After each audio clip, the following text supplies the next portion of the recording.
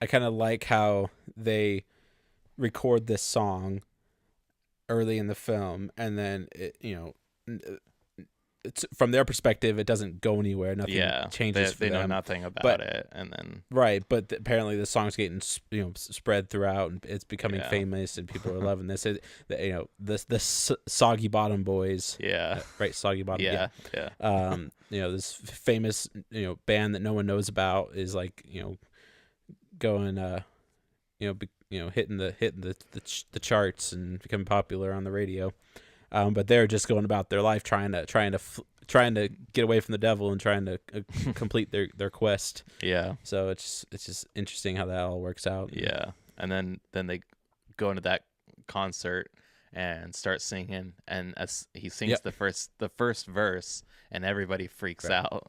Everyone freaks out. And Yeah. it's Soggy Bottom And Boys. they're just like really confused. Yeah. It's like, what's going on? Yeah, But great. that's like honestly one of my favorite scenes Yeah, in a movie, and in this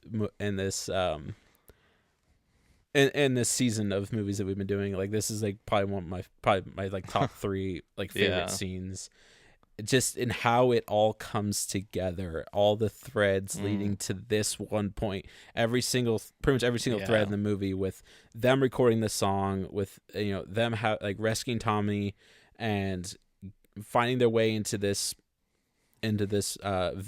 venue. You have the mayor who's trying to get elected, and he uses this I'm not as an here to opportunity record for a his song, you campaign. dumb cracker.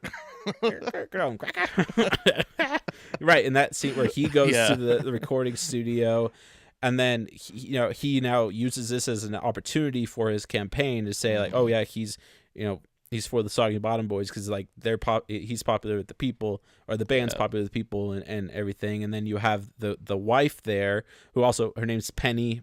Penelope is Odysseus's wife, so obviously they use the same name there. Penny Ulysses is trying to win her over, because like this is his wife. Like, I think this is one thing I love about his character, is that it's his love for his woman, his wife, that is driving him on his goal. He makes mistakes, he does the wrong thing, but he's repenting, he's learning, he's saying, I'm going to take responsibility, I'm going to be a man. And it leads up to this scene where they get up there and sing, and he does win. And in that moment, he wins over his wife, and you have like the bona fide suitor. The man is trying to win her over. He's there as well, and they play the song. Everyone goes crazy, and they love it, and it's a big hit. And then the mayor pardons them, gives them freedom in that moment. So everything's led up to that. They get their freedom. He gets the girl, and they go free. He's won they've completed their quest. They're completing their task. And I think there's not like I would say, like, where things could have been better, is like there's not like a clear repentance here. But there is he is showing his wife that he's going to do what he needs to do to win her over, and he does. And then they're free, and then they have their deal with the devil and his crisis of faith at the end, and so forth. So I don't. Before we get there, like, anything else about that scene, I think it's great, man. Like, the song itself, yeah. and the Well, lyrics the wife fit even perfectly. the wife, when they start singing, she also has a moment of realization that was him, because she's heard the song. Yeah. She knows how famous Yeah. it is, and then she realizes Yeah. it's her husband, and she's like, oh my gosh. Right. And But he's gone on a journey Yeah. to get back to her. He's Yeah. gone on this journey and this adventure, and dealt with many sorrows and hardships in order to win back his wife and his home and his Yeah. legacy and his people. yeah, that's And great. just like Odysseus, he does. Yeah. He wins his freedom. He wins his wife in that moment. That's why I just love that scene where everything Yeah. culminates and comes together so well in a way that you're not expecting. Like, the fact that they sneak into this place and get up on stage, put on some beards, and play this Yeah. song, like, that was the hero moment. And I was Yeah. like, wow, it's incredible, like, how it all came together. So Yeah. I love it. Yeah. Yeah, And I don't got then- anything else. Yeah. And then we got kind of the second, third act, final act, where they're, I'm trying to remember how they get. Oh, they make their way to his home, or where the treasure was supposed to be, right? Because we didn't say this, but his friends find out that he lied about the treasure. It wasn't there. He only said this in order so that he can go win his wife back, and like he's a lie and cheat, and there's consequences to that, and so forth. They go to that to his home, I'm pretty sure. Yeah, the wife wanted her ring to get right. to Yeah. Oh yeah. Yeah. Thank you. Yeah, that was it. Yeah. So she wanted her wedding ring, that was left back at his home where the treasure was supposed to be. So in the end, like the treasure that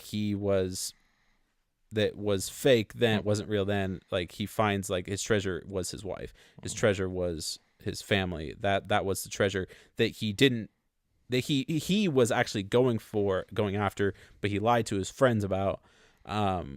But that's I think also part of the lesson that he learns by the end of the film, I think in a great way. So they go to find the wedding ring, but then they run into the sheriff, run into the devil, and he's pretty much saying, like, you guys have run your course, your time's up. This is it. And like, well, no, we've been pardoned. We're free now. And he's like, not that I know of. And they announced it on the radio. We don't have a radio. Yep. And so now they're gonna get hung. Yep. So they're about to make their way to the noose and be hung. Also, throughout the film, or I think it was mentioned in the beginning of the film, there was talks of them undamming a river, and which I can't. I'm blanking on exactly how that was all worked out.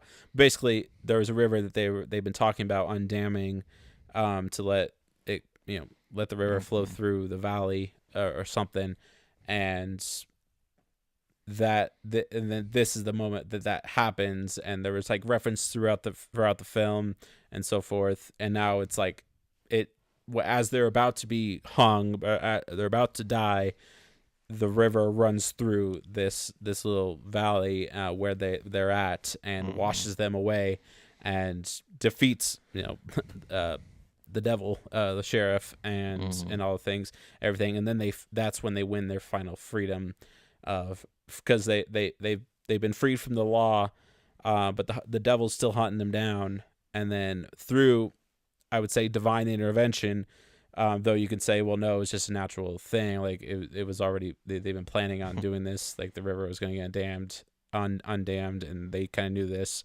The whole town knew this. They just happened to be in the wrong place at the wrong time. Whatever. I think the point is, this is like the story of the Odyssey. It's a divine thing that's happening. The gods are doing this to rescue Odysseus. Well, or Ulysses. That was our moment of repentance for Ulysses, because he he got down on his knees and prayed and repented, and was he was literally like confessing to God about all the wrong things that he had done, and and then right after that the water came in and took out the devil. Yeah, exactly. He in the face of death, which that is what it took, he had won his wife, but he was still stubborn. He still needed that moment of repentance, and when he was faced with death is when he decided, he's going to live the right life. And then the river comes through, washes them away. He gets baptized after his repentance. Symbolic. The water comes in, and he gets his baptism that was mentioned at the beginning of the movie about how he's making fun of his friends who getting baptized, and of course the baptism happens outside of his control. He's getting wet, and he got baptized. It happened, and he gets washed away, baptized, and he comes out of the water, so he gets washed away, and you have the scene where he comes out. And then this is where, like, okay, you can see maybe a little bit of nihilism, a little bit of like, oh, this is just superstition peeking through in some senses, where he afterwards he comes out of the water, and then his friends make a comment about him getting repenting or being saved, and he's like, he basically said, I told you this is all just superstition, like this river was supposed to be undammed anyway, like this was gonna happen. He's like, so he kind of like relents of his, or he repents of his repentance, it seems like. But then he looks over and sees a cow on top of a roof, which ties back to the beginning of the film with the oracle, with the prophecy, where you can tell in his face that no, he believes, like, okay, this is like, his stubbornness comes through once again in the end, but even his stubbornness is thwarted by this divine intervention that he sees, this fulfillment of the prophecy that he was told by the oracle at the beginning of the film. This cow standing on a roof, which is just, it's a ridiculous thing, but it shows like, oh yeah, he can't deny that there's something there. You can't deny that there was divine intervention. And I think that was proof that, like, though he was stubborn, there was still a repentance and a change in him. And when he sees that cow, it's like that was the final straw. And there's the final change in his character. Yep. And yeah, man, I love this movie. It's so great. It's great. Yeah, I don't know, man. This movie should have been higher on my list. I'll say that. And we'll get to my score in a minute, but yeah, I don't know. Like, there's just a bunch of just humor and irony, story of redemption. Like I said, the treasure turns out to be kind of less than expected, but he finds a new treasure in his family and his people, this family that he was estranged by, that was being won over by another suitor, another man, that he goes and wins back his wife, the woman that belongs to him. I don't know, man. It's great. Yeah. Yeah, I don't know. Cool. I love it. It's fun. I've got nothing else. I mean, I think the Coen brothers did a great job at modernizing the Odyssey in some ways, where it's like, this isn't like a shot for shot direct adaptation of the Odyssey, even if it was like set in modern times. Like, it's loosely based off the Odyssey. Like, there's enough differences where you could say that it's loosely based, but there's also a lot of similarities, which are great. Where they're just pulling bits and pieces and elements. Yeah. And apparently they started writing this script and coming up with this story idea, not intentionally having anything to do with the Odyssey. It's after they came up with the idea, they realized, oh, this is similar to the Odyssey, and they hadn't even actually read the Odyssey before it. So they went back and like, okay, they read the Odyssey and learned more about the story, and like, okay, let's bring in all these different elements for this story, because the story of the Odyssey, you read it and like, oh, there's so many things that other writers and authors and filmmakers have drawn inspiration, it's even unintentionally. It's set out the groundwork for storytelling. Yeah. Absolutely, it's an ancient story of a hero. It's the hero's journey. Yeah, the hero's journey. I got a lot of the Lord of the Rings in this, Star Wars. There's so many different like just stories that have been written, and movies, stories told that draw inspiration, intentionally or unintentionally, from the Odyssey. Oh yeah, well, The Hobbit. I mean, that's very similar. Oh, totally. Yeah. Well, very, very similar. Definitely. I haven't read it, and I already know how similar it is. Yeah, no, it's great. It'll be interesting to see Christopher Nolan's take and see what they do with that and how that's gonna be adapted. I thought about that a lot, as far as like, man, how would I adapt this? And especially if you set out saying, I'm adapting the Odyssey, versus this, which is like you said, they kind of wrote it and then they were like, oh, it's similar, so let's make it. Definitely. Cool. And it'll be interesting to I'm assuming Matt Damon's probably gonna play Odysseus, which I'm not a big fan of Matt Damon. The Bourne movies are fun, but I don't know. I'm not sure he's gonna be a good pick, and that's just I'm assuming. I don't know. Tom Holland's definitely gonna play Odysseus's son. I think that's just like perfect fit for him. I don't know who Zendaya is gonna play, and I don't know. Yeah, that's interesting. Who else? But I think it could be really good. It'll be interesting to see how they do it because how the story's written, you can't just go shot for shot and make a movie about it. And there's a lot you're going to have to leave out because it's pretty long. So it'll be really interesting to see where they go and how Nolan handles it. I'm excited. It'll be good. Yeah, hopefully. For sure. Cool. You ready to rate this? I sure am. Sweet.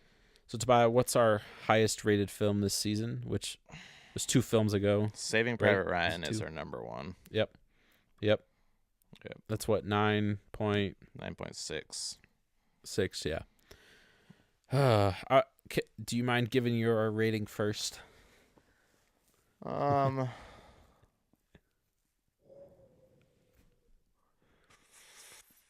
struggling with it because I don't have very many problems with it. I get your concerns. I get that there's a pacing problem. I just overall I don't know. I think it's just solid, well put together. And I don't know. It's fun. I think it's definitely higher up now that we've talked about it and than it was originally before making our lists. It's sitting,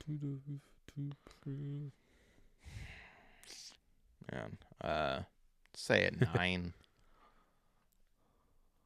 9 flat, yeah. Yeah. I'm glad you gave it a 9. I think that's great. I'm thinking more like a 9.3. If I'm being honest, if we're gonna have Saving Private Ryan at 9.6, and I'm just being fair to this movie and how I feel about it, 9.3 is where I'd have it. So I don't know. What do you want to do? 9.1 or 9.2? 9.2 is good. 9.2. Yeah, I think it's we can do 9.2. It's solid.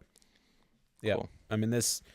Yeah, after watching it again, this definitely jumped up higher on my list. Like, yeah, it's not the best movie in the world. It's just a personal favorite and a movie that I personally enjoy. And it made me want to watch more Coen Brother movies. There's a Nicolas Cage Coen Brothers movies, which is one of like Nicolas Cage's first movies called Arizona Baby or something. I haven't seen that one. Saving Arizona, or I don't know, something Arizona. I want to watch that. It's just like looking at some of their older films, and then I don't know. I just think they're brilliant storytellers and directors, and I don't know. I think that I just want to study more of their films and learn from them. We got True Grit coming up. That one's a fun one, and then No Country for Old Men. I'm really excited about that one. Yeah, just watching it again and unpacking it. So especially after this one. So, Oh Brother, Where Art Thou? 9.2. Solid film. So Raising Arizona. Sorry, Raising Arizona was their second. Raising movie, Arizona, actually. Okay. Yeah. That's really early in their filmography. But yeah, definitely. 9.2. It's great. Yep. Yeah. That's Oh Brother, Where Art Thou? Cool. Yeah. Our next movie is Karate Kid. 2010. Karate Kid. 2010 version. Yep. We got 6 movies left, so 6 more months. And then we'll announce our next season. And yeah. It's going to be fun. Karate Kid 2010 next. I'm excited to do that. Watch it. We'll talk about it. Yep. Look forward to it. For sure. Cool. Well. Oh, also, you need to watch. Okay.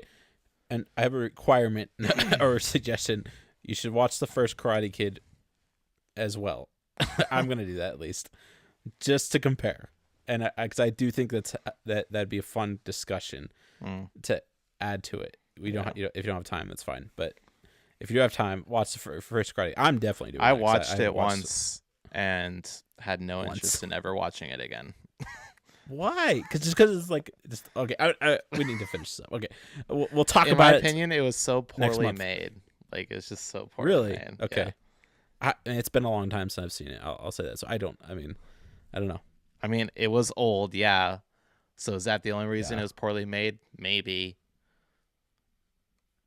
But it just seems so cheap. Like just a cheap movie. I'm like, ugh, this. Okay. Everything just seemed so cheap. Well, I mean, okay. Hold on. The Karate have that big of a budget. Well, yeah, no. I'm sure they didn't. But I don't like watching low budget movies that suck. Like you got to have good quality.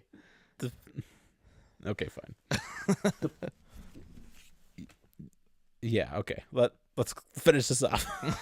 All right. Thank you guys for listening. Tobias, you want to close this out? Yeah, sure. Yeah. Thank you guys for listening. Hope you enjoyed this review of Oh Brother, Where Art Thou? The Coen Brothers movie from 2000. And yeah, it's a good one. Hope you liked it. Hope you benefited from this review and helped you to kind of see how you should be looking at movies, how you should be analyzing them and working through them as you're watching them, so that you yourself can know is this a good movie I'm watching or a bad movie I'm watching. And yeah, that's what we're here to do. We're here to offer a service to help you and help you analyze what you're consuming and what you're feeding your soul. This is something you are consuming, so something that's going into your body and even deeper into your soul. So yeah, remember to glorify God and watch good movies. We're out. See you next time. Bye. Bye-bye.